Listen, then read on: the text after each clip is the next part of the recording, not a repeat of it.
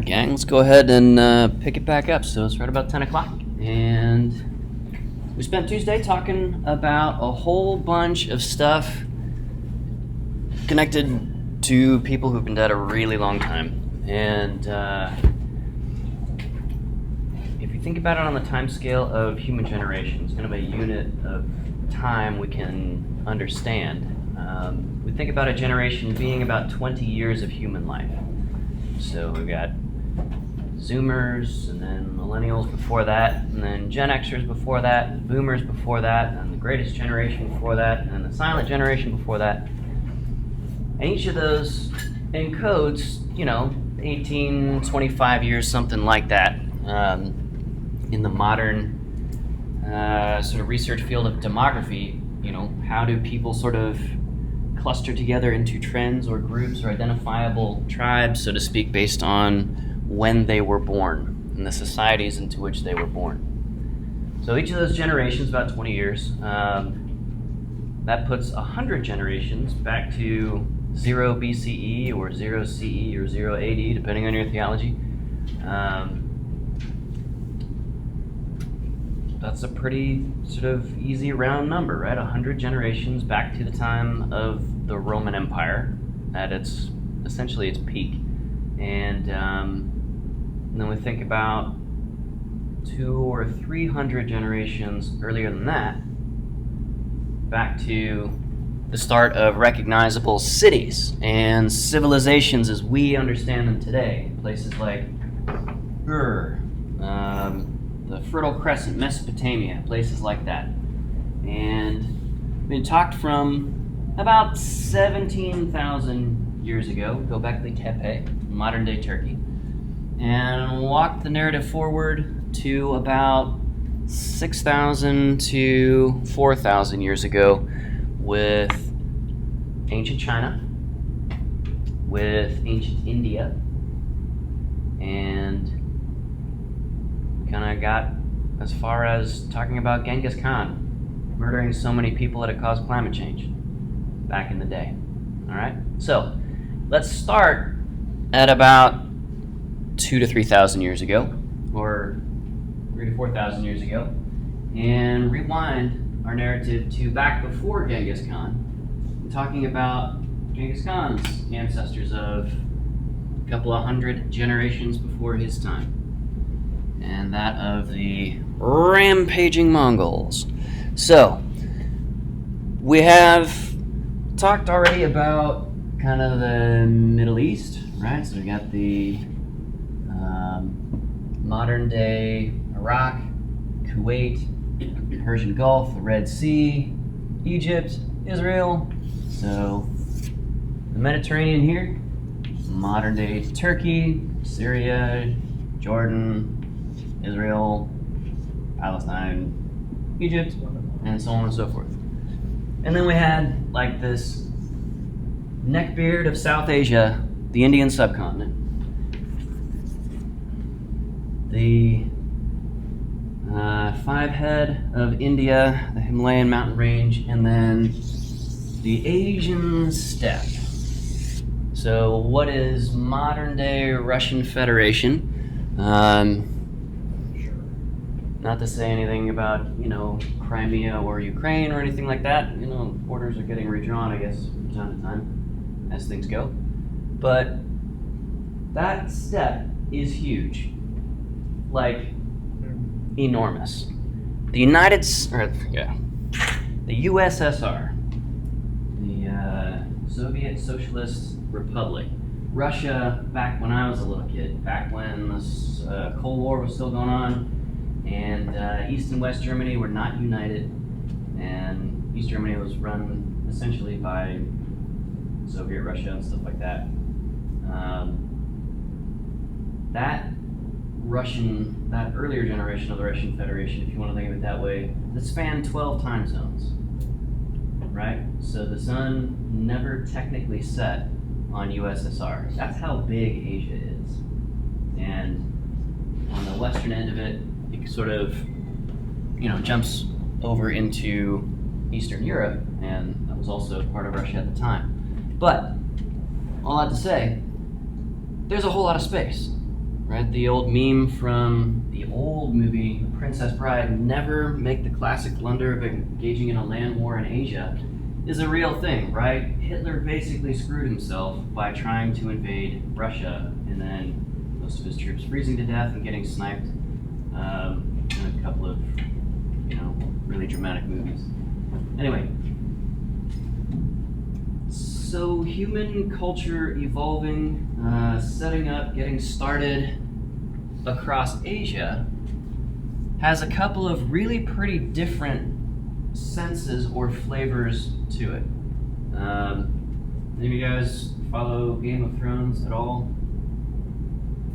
Alright, so the Dothraki, for example, they had the inland sea, a huge grassland, like a steppe. S-T-E-P-P-E, steppe.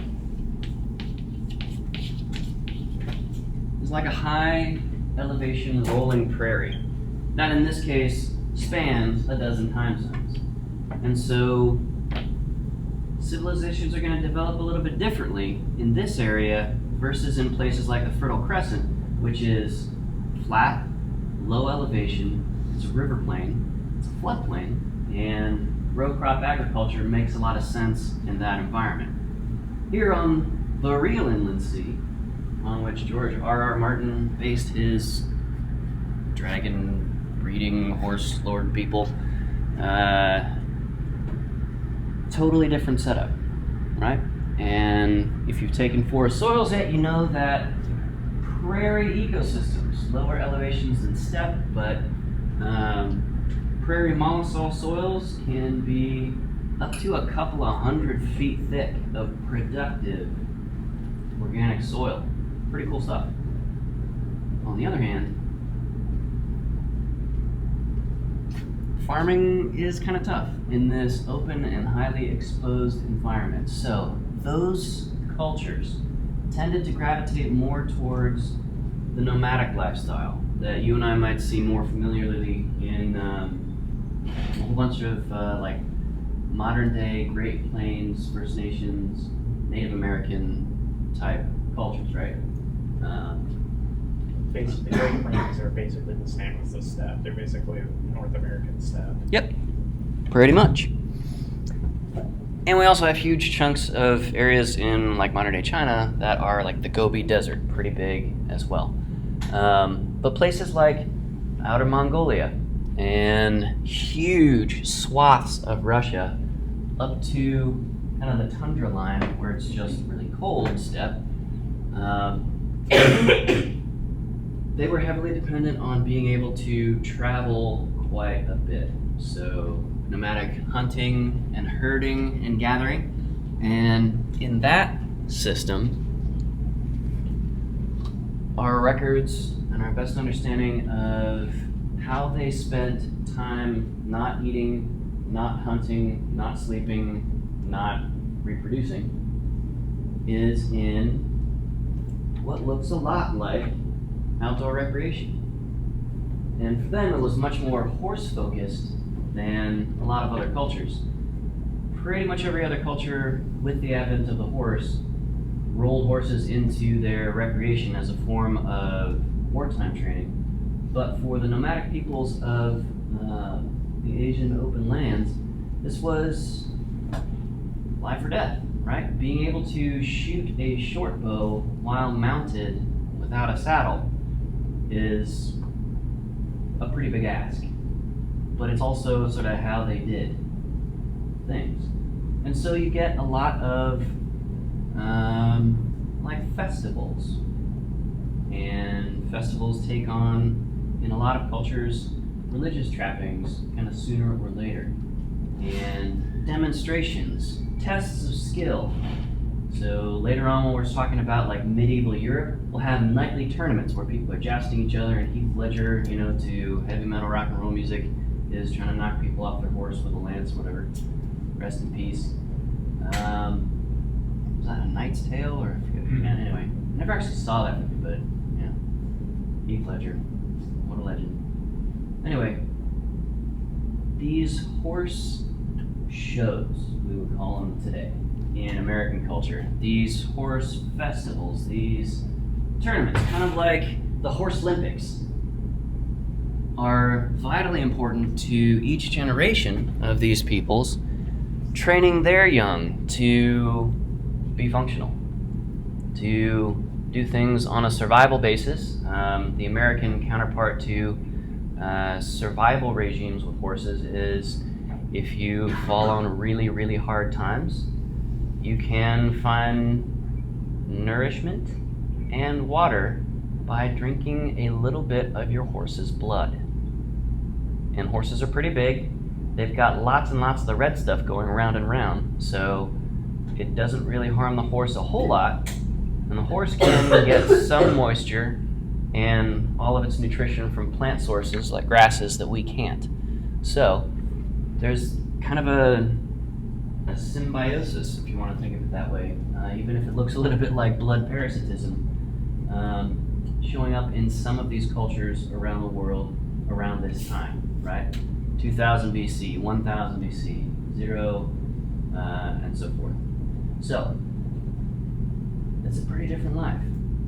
And where we have not rolling step, but the highest and craziest mountains in the world, highly lethal places, even today with all of our modern survival gear and technology. People who are summiting Everest are doing that in systems, technological systems, basically just shy of a spacesuit. Pretty cool stuff.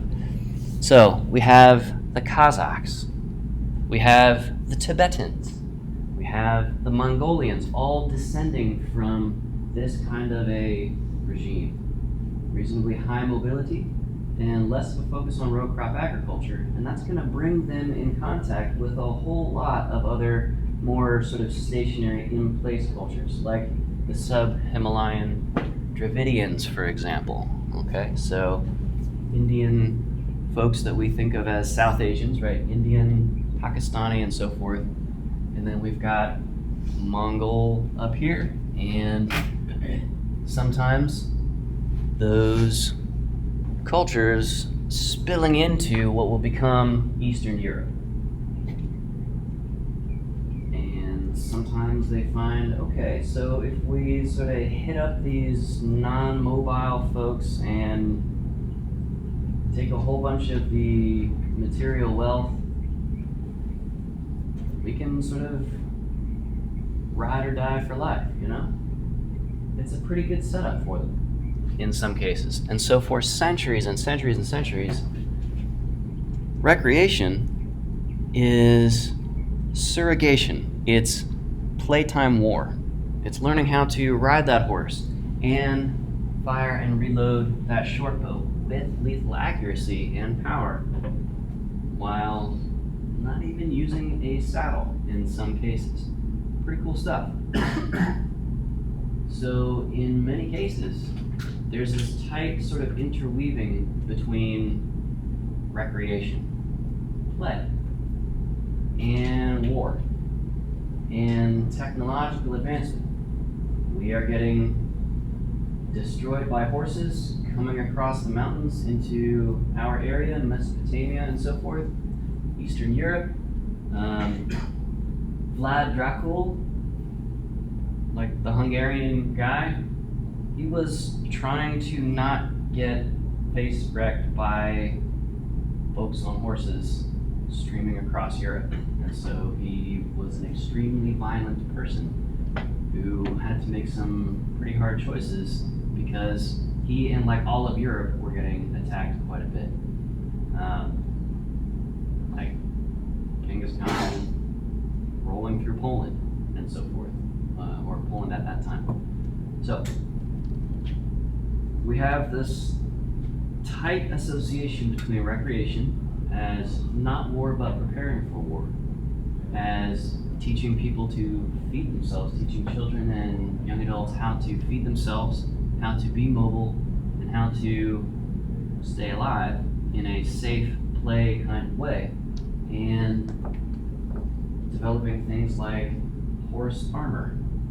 For those of you who play MMOs of the fantasy genre, horse armor is not just expensive DLC. It was like a major innovation back in like Bronze Age and stuff like that to try and keep their version of a main battle tank, the M1A16 Abrams or whatever, alive. Because if that horse goes down, the rider's going down, and we have a whole bunch of investment in that rider and their war-making ability taken out if either one of those two creatures is taken out. So horse armor becomes a very important thing. Tactics in the Peloponnesus, so the Greek peninsula. In our map, Greece would be about here, Italy about here, and this would be latter-day Spain. There's Ibiza and Mallorca and all these party places and so forth now. But mounted warfare, when we skip forward a little bit to the Persians, is going to have a whole bunch of people moving real fast and conquering Greek city-states, those polises like Athens that you've heard about from history classes since forever, getting just wrecked by highly mobile, heavily armed and armored warriors in some cases. So, this is not an easy time to spot recreation for fun's sake. It's going to take a little bit more human development, some more technological advancement, and so forth to get us to that point. But across ancient China, so the eastern end and the Southeast Asia portion here, so here we'd have Japan and places like Korea, Vietnam, and so forth, so South and East Asia. We have some of those more sort of stationary folks and technological innovations like night soil, mixing human feces with soil in order to enrich the fertility of, in their case, rice paddies. That led to a population explosion and a more continuous culture because like not everybody was dying off of starvation when conditions were kind of borderline. So it helps us to think about the history of forest recreation and how we get to where we are these days in terms of threads like technological advancement, where in that time period the technology was figuring out what to do with human poop and how do we use this as fertilizer because it works really well, and that is replacing the nutrients that we pulled out of that field in the form of rice and rice associated species and put those nutrients back in sort of a quasi-closed loop system, so we're not just constantly pulling nutrients in the form of like phosphate or nitrogen out of those fields to eat and then poop and dump that down the river for the next city downstream to deal with. Okay? So, with Southeast Asian cultures, because they were a little bit more stationary, places like the Beijing Plain, for example, thousands of years of continuous settlement and development,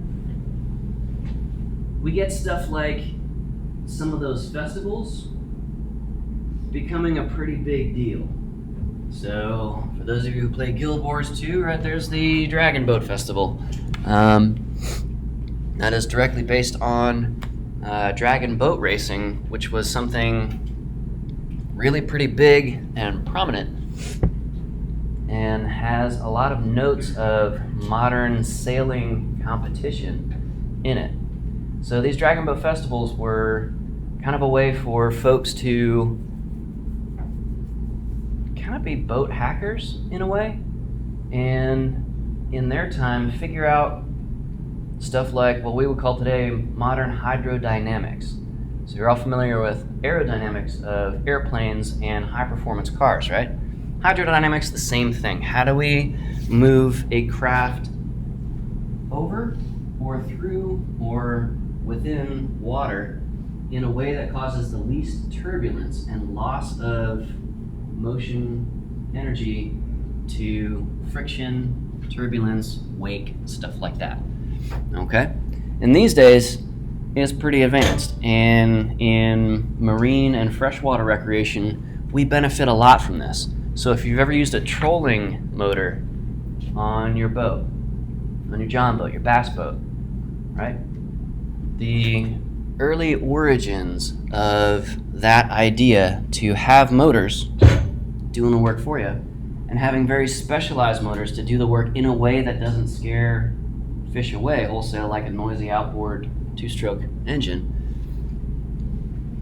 We see those just starting to become ideas, starting to figure out, oh yeah, if our boat is a certain shape, it's going to work a lot better than a cube, a box in the water. Okay? So, ancient China, the Mongols, sort of to the west and north of them, they really gave us a sense of sort of a through thread of connectedness from water is a place where stuff drowns, and water is what brings us our fertile soils, to something that is a little bit more used. It's more of a resource. It's more manipulated by humans, and that shows up sort of pinnacles as stuff like dragon boat races. And so you have some competitive spirit pushing the envelope, pushing the limit. How can we beat out this other team from this other village when we've got the same number of people? Let's try longer oars.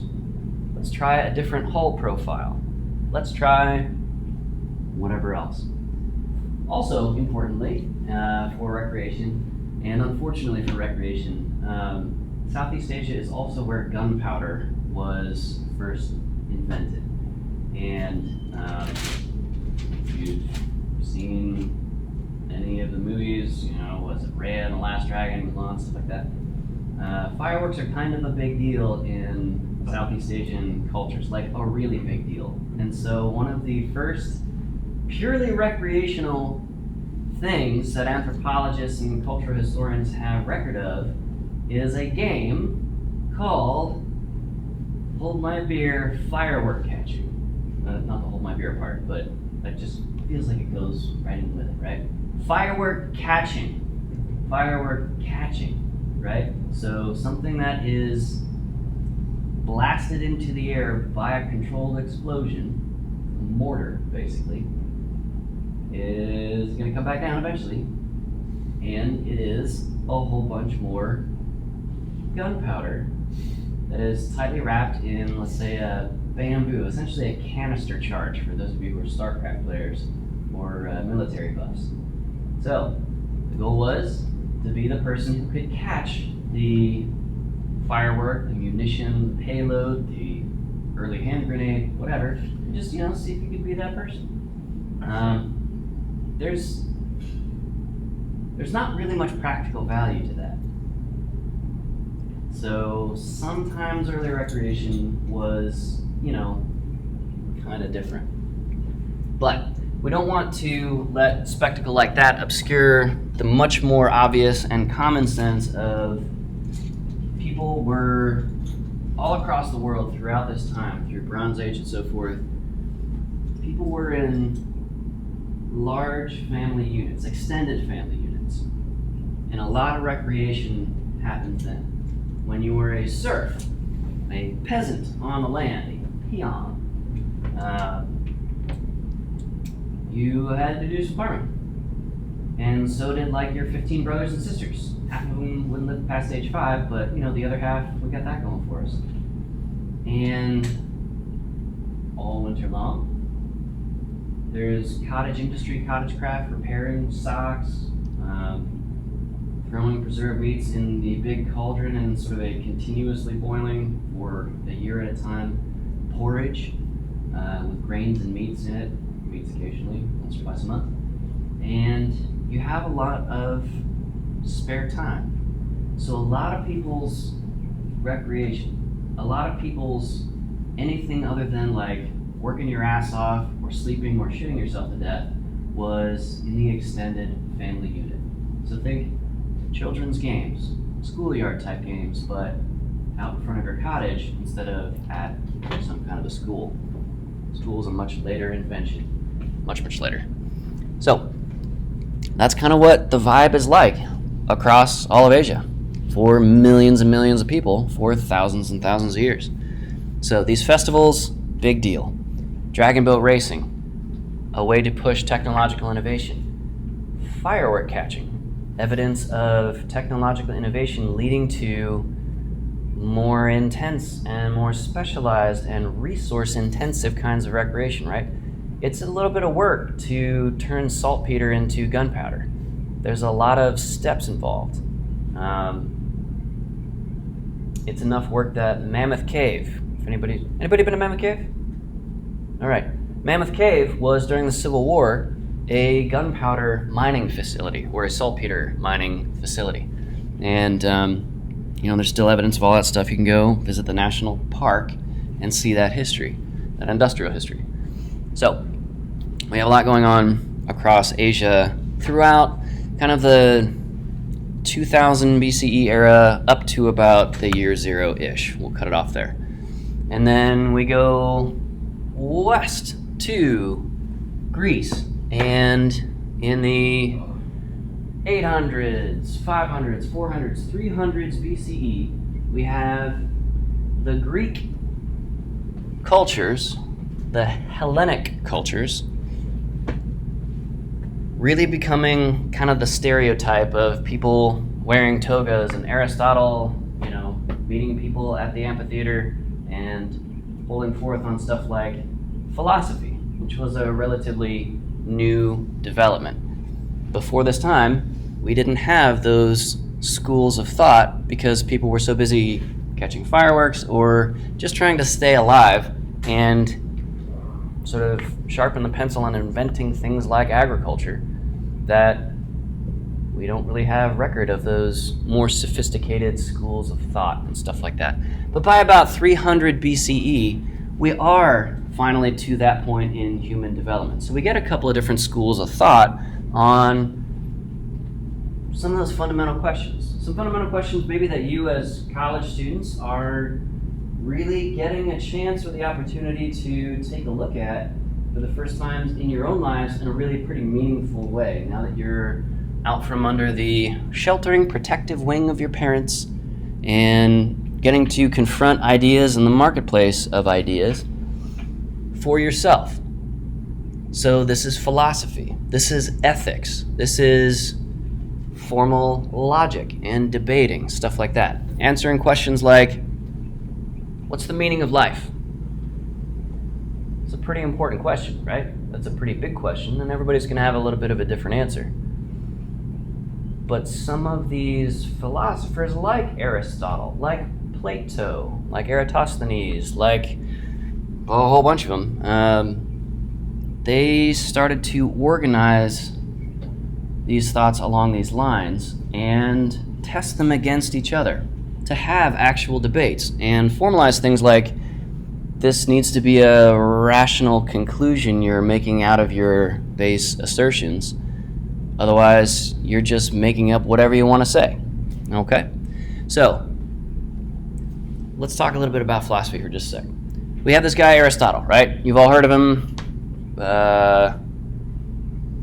I'm not sure if he was the one in Bill and Ted's Excellent Adventure or maybe that was one of the others. Anyway, Aristotle's approach to kind of defining what's important in life, what's the meaning of life, or phrased another way, what is worthy of me putting any of my discretionary energy, calories, health toward, and what is not. I'm going to have to do some time raising food or serving in my city-states, my polis military, or whatever else that people need to do, make, vases and pots, make art, sculptures, whatever. What am I going to do with the rest of my time? What is worthy of that? And so Aristotle's sort of big quote along this line is, recreation is one form, there are others as well, one form of the disinterested cultivation of personality. Write that down. Aristotle says recreation is one form of the, quote, disinterested cultivation of personality. Leave it to a Greek philosopher to take something as important as, what should I do when I grow up? Who should I be? who do I want to be? What's the meaning of life? To something as kind of lame sounding as the disinterested cultivation of personality. So in this mindset, in this philosophy or school of philosophy, the idea is that recreation is partially about physical fitness.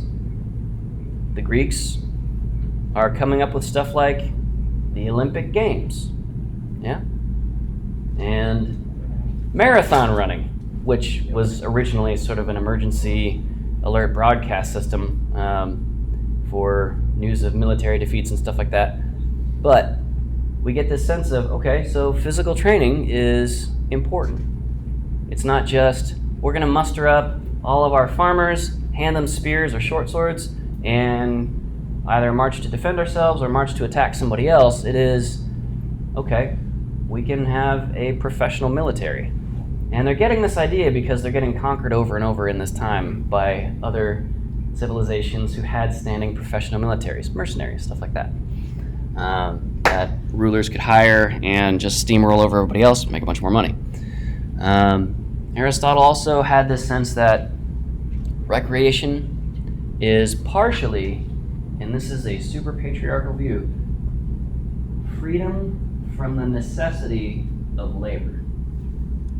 So, in order for me, a guy, to have the time and calories to spend my whole life thinking up stuff like a school of philosophy and trying to answer systematically questions like, what's the meaning of life?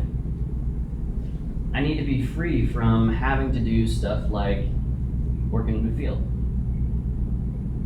I need to be free to gather around me a bunch of students, right?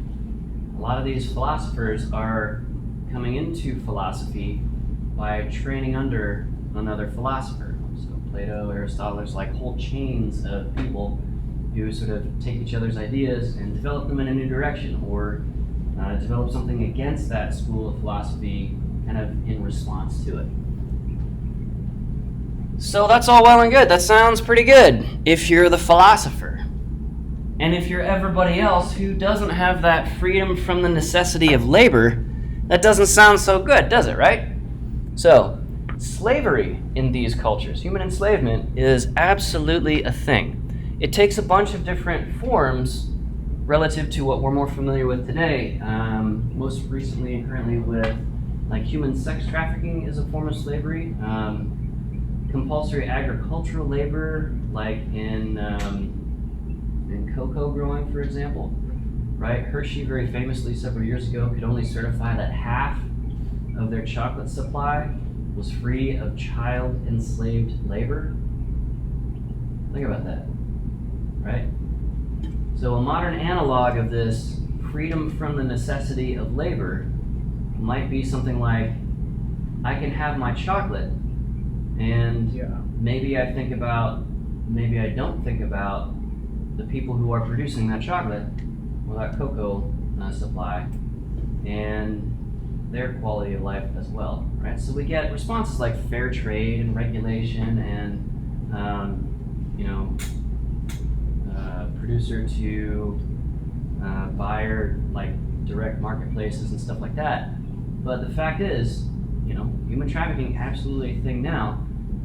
And also back in that day, right? If you had the misfortune of getting conquered by somebody, very commonly, a bunch of the young, healthy, productive folks would get marched back to the conquering forces' home base and set up and sort of provide that freedom from the necessity of labor for the people who had conquered, not been conquered. That make sense? All right, cool. So, notes of this back yesterday when we were talking about like the like proto-ancient Israel, stuff like that, getting conquered by Assyria, Babylon, Persia, right? All of those. Same kind of idea. So, we're at least getting to a point where folks are starting a public dialogue about things like, hey, wouldn't it be great if anybody could, kind of get a pass or a first round bye on doing back-breaking, hand or animal-based agriculture, that sounds pretty good. It's going to be a couple thousand years, right, before we get anywhere near the point of farm automation and stuff like that, and we're not there yet now, but we're getting pretty close in some ways. There is also, to this day, a massive group of people here in the United States doing the so-called stoop labor of agriculture. That is, being the undocumented migrant worker who stoops down to harvest that head of lettuce or whatever it is and throw it on the trailer for transport to the market. Like lots and lots of those. Lots. And they are largely kind of an invisible presence in the United States. There's a migrant farm labor center in southern Illinois because there are so many tens and hundreds of thousands of migrants sort of moving through, and they're low-key. They're not typically on the radar a whole lot. And they get politicized, and it's pretty weird and gross. Anyway, so moving on from Aristotle, we have a couple other areas of thinking about what's the purpose of life. What is the role of anything other than backbreaking day in, day out work to farm the calories that you need and to forge the weapons to defend your family and city and state? The Cynics kind of took this Aristotle's ideas in a slightly different direction. So being cynical today means just sort of sarcastic and doubtful of anything good or effective or useful. That's not the term as it was or originally developed back then, so we don't want to get confused by that. Cynics were all about empiricism. Don't tell me about anything that is in the spirit world, like gods maybe, or fate, or anything like that. Empiricism is all about what can I know? What can I know by direct perception? That is, what can I see through my, those 5 traditional senses, but we've got dozens and dozens of other senses as well. So hearing, taste, touch, sight, smell, and then beyond that, stuff like proprioception, muscle memory. How much effort and what posture do I need to pick up one of these desk chairs and throw?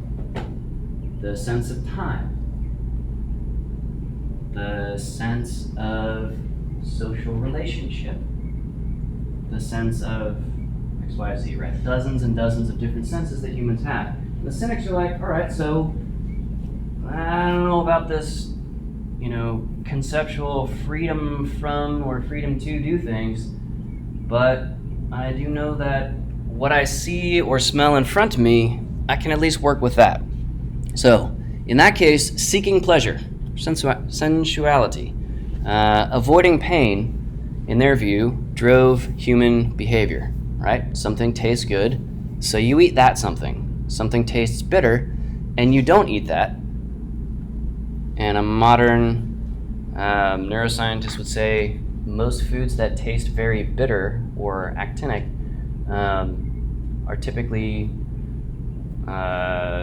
full of some indigestible compound like an alkaloid. A lot of poisons or venoms are alkaloids. Okay?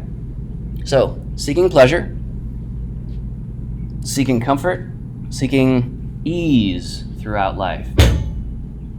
That's a worthy goal, because we can verify that. It feels good not to have to work your ass off all the time, so it checks out in the Cynic view.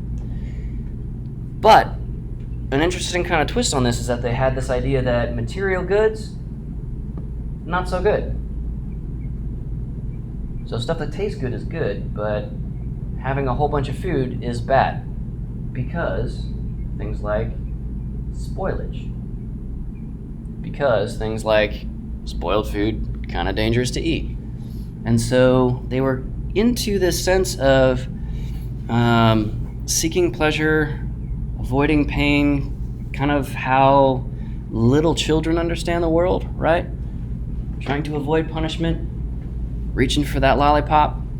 It's a very sort of early and so almost primitive sense of apprehending the world around you. So you got to watch out for getting pulled into seeking constant pleasure, right? You're wasted in that. You are trapped by your senses in a way. You're trapped by the upkeep of your material goods. If you have a whole bunch of clothing that moths are slowly eating or rust is destroying a whole bunch of your goods, tarnishing them and making them more brittle or worthless, then it's not a great idea to go after that stuff real hardcore, okay? Now the skeptics take this line of thought even farther than the cynics, okay? The skeptics say, okay, well, how do you know, cynics, even to trust your senses? Like, have you ever woken up in the middle of the night thinking you heard something and there's nothing there? What is a dream or a nightmare but sensory input that isn't real? Does that make sense? So, yeah, if you can see your hand outstretched in front of you, that probably exists, but your senses can lie to you, okay? And so the skeptic sense of things was to sort of walk it back even from there, even from the sense of watch out for a life of pleasure seeking, a life of sensory indulgence. If we can't really trust our senses, therefore absolute objective truth must be unobtainable.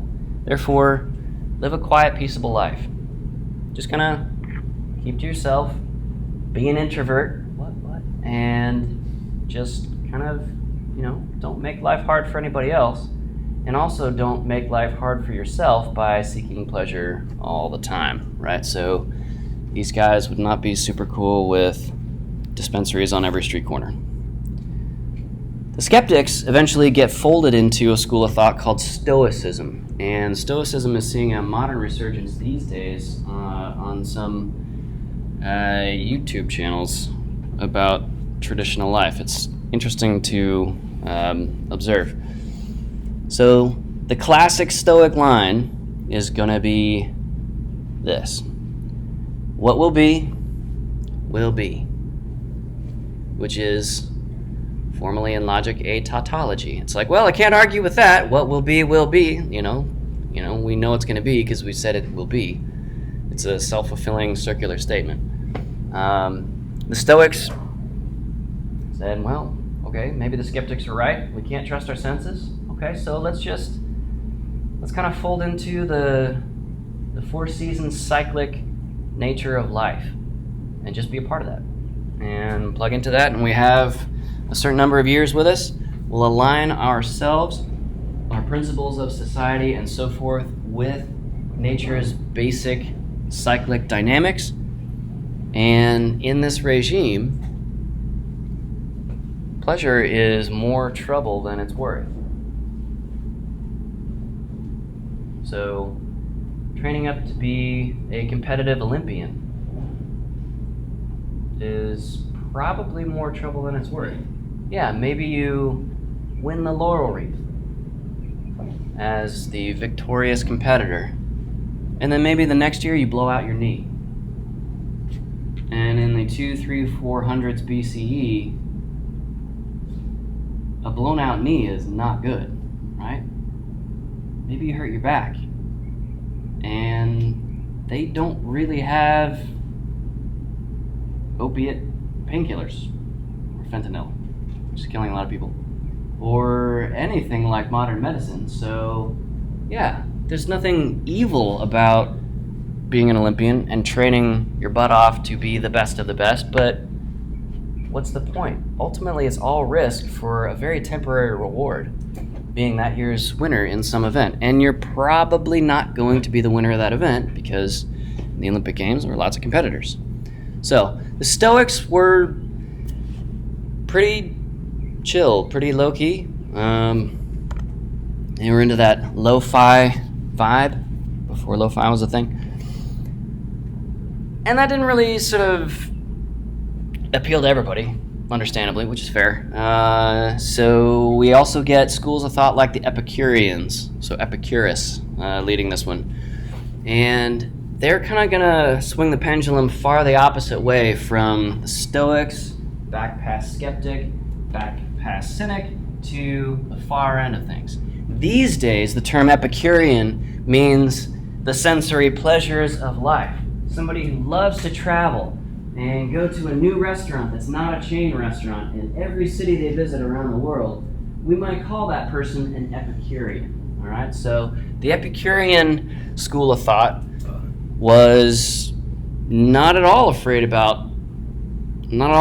engage with ideas like the intangible, the imperceptible, things like the idea of a soul, which is starting to show up in religions around the Mediterranean around this time.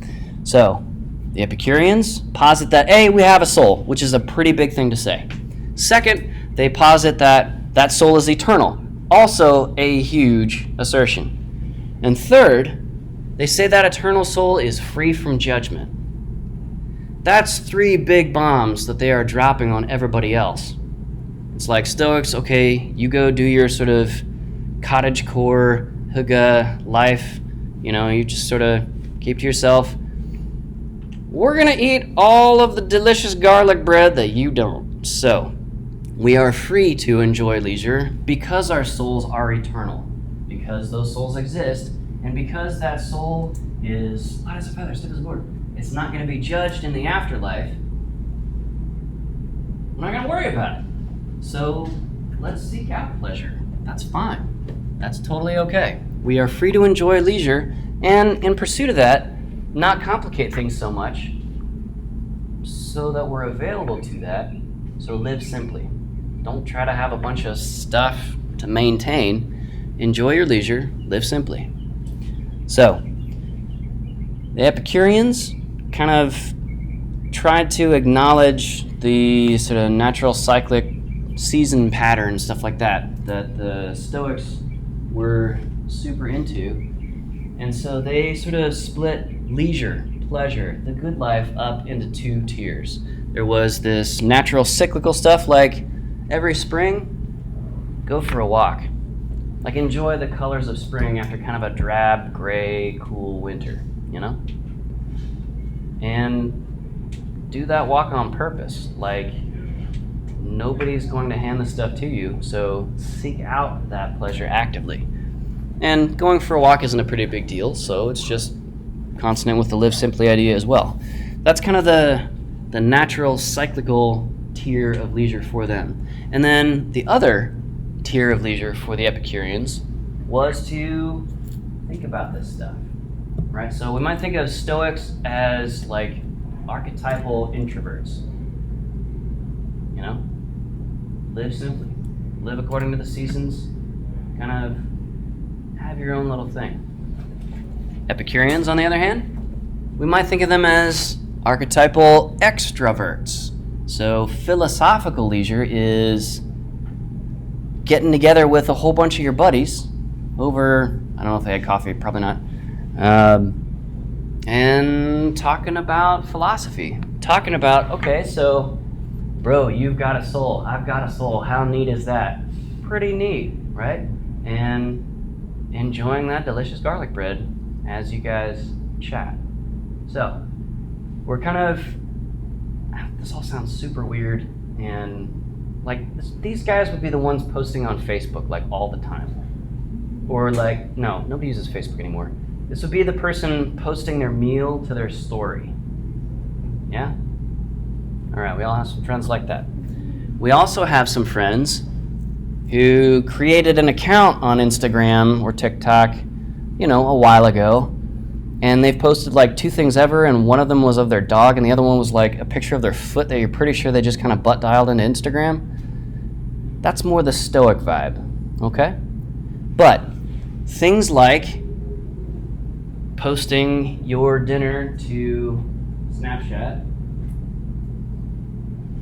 has a root somewhere. That started somewhere. And it started, historians think, somewhere around the Epicureans. Make sense?